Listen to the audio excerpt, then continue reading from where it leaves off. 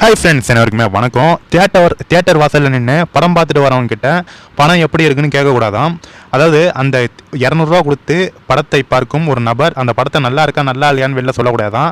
அவருடைய 200 காசு வேணுமா, ஆனால் அந்த படத்தில் இருக்கும் குறைகளை யார்கிட்டையும் சொல்லக்கூடாதான். இது எப்படி இருக்குது அப்படிங்கிற மாதிரி மாரிதாஸ் அவர்கள் கடுமையாக விமர்சனம் பண்ணியிருக்காரு. அதாவது மாரிதாஸ் அவர்கள் ட்விட்டரில் என்ன போட்டிருக்காரு அப்படின்னு பார்த்தீங்கன்னா, இந்த ப்ளூ சட்டை மாறன் போன்று குறை சொல்லியே காசு பார்க்கலாம் என்று தெரியும் கூட்டத்தை ஒழுங்கு செய்யலாம், தவறில்லை. ஆனால் மக்களை விமர்சனம் செய்யக்கூடாது என்று தடுக்க நினைக்கும் சினிமா தயாரிப்பாளர்கள் எண்ணம் எல்லாம் சர்வாதிகாரத்தனத்தின் திமிர்த்தனமே ஒழிய வேறு ஒன்றும் இல்லை. ஆமாம், இவனுங்க எவனோ அமரன் பட தியேட்டர் மீது குண்டு போட்டானுங்களே, அதுக்கெல்லாம் கண்டித்து வாயை திறக்கவே மாட்டானுங்க. ஆனால் ஒரு படம் நல்லா இருக்குது நல்லா இல்லைன்னு மக்கள் விமர்சனம் பண்ணாங்களோ, இல்லை யூடியூபர்ஸ் யாராச்சும் விமர்சனம் பண்ணாங்களோ, அதற்கு உடனே தடை விதிக்கணும். அந்த படத்தை விமர்சனமே பண்ணக்கூடாது, தியேட்டர்கிட்ட அவனும் பேட்டி எடுக்கக்கூடாது, இதற்கு மட்டும் பொங்குவானுங்க.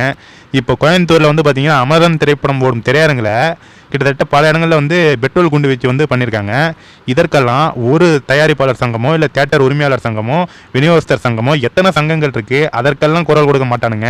ஆனால் ஒரு திரைப்படத்துக்கு இந்த கங்குவா அப்படிங்கிற ஒரு குப்பை திரைப்படம் விமர்சனங்களாலேயே மிகப்பெரிய ஒரு தோல்வியை தழுவிருக்குன்னு பொங்குன்னு பொங்குறாங்க.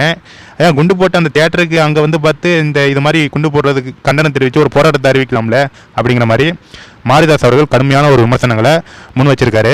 ஆனால் ப்ளூ சட்டை மாறன் போன்ற அயோக்கியர்கள், அதாவது ஒரு நல்ல படம் அமரன் திரைப்படம் ஒரு எவ்வளோ பெரிய நல்ல படம், அந்த திரைப்படம் நல்லா இல்லை. அந்த திரைப்படத்தை சிவகார்த்திகேயன் அப்படி வந்திருக்காரு இப்படி வந்திருக்காரு, அந்த திரைப்படத்தை கிளைமேக்ஸை கடுமையாக விமர்சனம் பண்ணி அந்த படத்தோட முழு கதையுமே அவர் அந்த முதல் நாள் ரிவ்யூவிலேயே சொல்லிடுவார். இந்த மாதிரி ஒரு அயோக்கியர்களை வேணால் நீங்கள் சட்டம் போட்டு அவரை ஒடுக்கலாம். ஆனால் ஒரு காசு கொடுத்து பார்க்கும் மக்களை விமர்சனம் செய்யக்கூடாது என்பதற்கு உங்களுக்கு எந்த உரிமையும் கிடையாது.